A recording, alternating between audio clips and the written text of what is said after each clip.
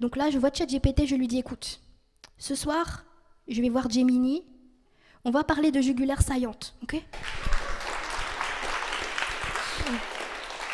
Chez les jeunes de maintenant, il n'y a plus que les pouces qui fonctionnent. Tu leur coupes les pouces, ils s'inscrivent à la Vierge Noire. Un Thunder, c'est une secte. En fait, j'ai toujours aimé faire rire les gens et j'écrivais déjà des sketchs avant. Faire rire, je trouve, c'est rendre service. C'est un peu ça, je crois que quand on a fait rire, on a fait une bonne action. Je rigole aussi beaucoup de mes traumatismes et c'est ce qui fait du bien, c'est un peu comme une séance de psy, quoi. C'est un spectacle de stand-up qui va comparer les usages médiatiques de seniors et de jeunes. Et notamment sur les stéréotypes qu'ils ont chacune sur comment l'autre génération utilise les médias. 1. Albin, 2. Ilona.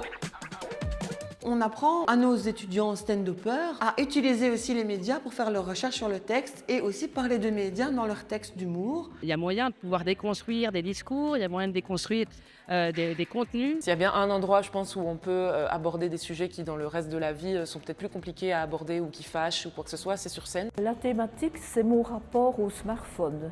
Comparer le smartphone avec une relation toxique avec un homme.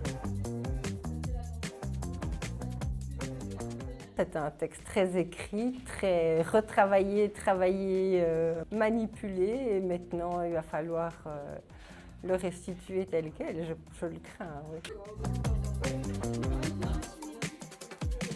Patrick est un patron pratique. Patrick est un patron pratique. Ça nous permet de faire descendre la tension. On fait des petits exercices de respiration, des exercices d'élocution, histoire qu'on se mette tous dans notre bulle avant de monter sur scène. Je ne veux pas dire que je suis si stressée que ça, mais un petit peu quand même. Parce qu'on va quand même être devant une centaine de personnes. Faut être fort.